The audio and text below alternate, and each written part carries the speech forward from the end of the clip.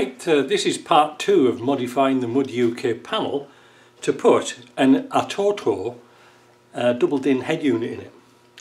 Now I chose the Atoto one simply because it had some push buttons on the front which I kind of liked, and this one here had a little bit more memory in it. It's got 2 gigabytes of RAM, and read-only memory is 32, which is a big improvement on my Yaris one. And I'm just reading it down here. What does it say? It's got an octa-core. Don't we all want one of them? So I had problems with it though. Not with the unit. Well, I haven't got it in yet, but I had a problem mounting it into the mud panel. Now, what it comes with is this pathetic little finisher that goes on the outside. Now I thought it was going to go from the back or whatever and have some sort of clamping arrangement. However, it's a universal kit for a car that's already got an existing stereo in, like in the centre dash, so it's got like universal brackets. This made it a little bit of a challenge, to say the least, to get this to actually work. So I'm really pleased that we managed to have some of this ABS plastic and some left over to play around with, and it was a bit of a struggle. So let me first of all show you the finished sort of panel. There it is. Looks alright, doesn't it? There's my ABS and there's the double DIN unit. Now the thing about this is, I'll put the camera down, we'll chat about it down here.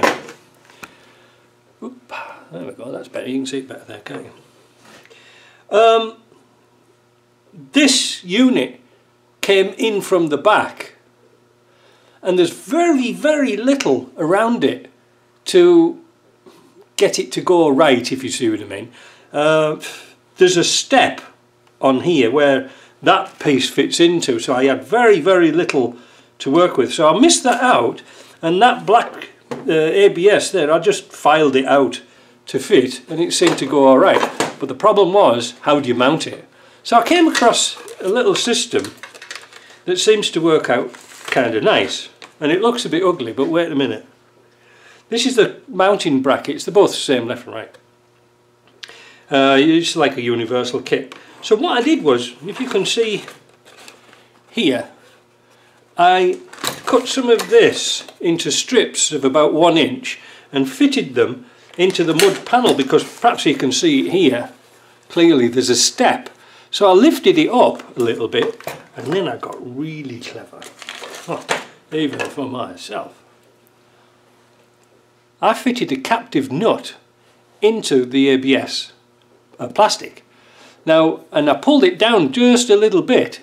Now, why did I do that? Because it's got a spline on the side, and even if I get a nut and bolt, which I had one here earlier, so I've got a nut on there, and there's a spanner, and that is very, very tight.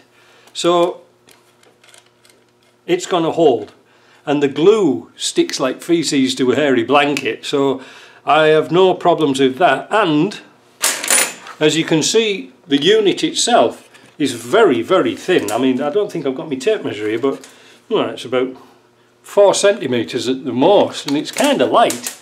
I don't know how they managed to get it all in there, but anyway, that's the unit. So this afternoon I'm rewiring my Defender to suit this. You're a bit cockeyed there, aren't you? What comes with it? There's the GPS antenna which I wanted. It's got 2 external USB connections, a microphone, and it's got some other little funky bits like this, which I don't really know what they do. It says line out converter. I don't know what that does. It's got connections for Lord knows what. It's got this connection here for, I think it's for, well, I don't know what the hell it is for. Subwoofer, camera in, left channel auxiliary, oh I don't know, I won't be using that. But what I will be using is the plug that came with it, this one here. and hooking it up to my existing stereo. So it's all marked out. It's got, you know, dimmer lights, it's got power antenna, my backside, we haven't got one of them. Accessory ignition plus, so it's well marked out and we should be okay with that. Now I'm rewiring the Land Rover, as I said. Well, not rewiring it, but tidying it up a bit because it's a bit of a mess. Let me go and get the fuse boxes and I'll show you. So here they are. I've got two of these. They're kind of nice little affairs really, because they'll take that type of blade fuse.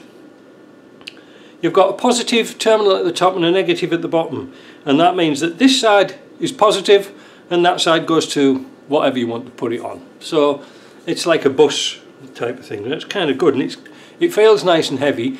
They're about $23 on Amazon.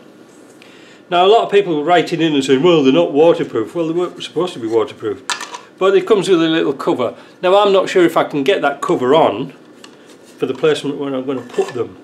But so that's my afternoon, because it is Friday afternoon. Now, this has given me some ideas what to do when we've got broken dash pieces like this. Because if we can glue it just with regular ABS glue, you know, for doing plumbing, well, this makes life a lot more interesting, because if you could do that, you could then bond another piece onto here, cut it out, because it's really easy to cut, drill a hole and then put one of these through both pieces, and then you can put just like a nut and bolt, like, you know, like so, to hold your panel. And in fact you could get a little cheese-headed screw with a, you know, Phillips or whatever into it, make it look nice, and it'll be a lot more robust. And I'm going to have a go myself on my panel, because there's no fastenings on it whatsoever. So there we go. So I'm going to try and fit this afternoon. I don't know, Mark's here today, but he might be wanting me to do something, so we'll see. But if I can get the wiring in, that would be good. And then we can tidy up all the rest of my old wiring, because the old fuse box used to be one of those Lucas twin fuse boxes, you know, you used to get in a Mini. Absolutely useless, so it's overcrowded, I can't put anything else in it.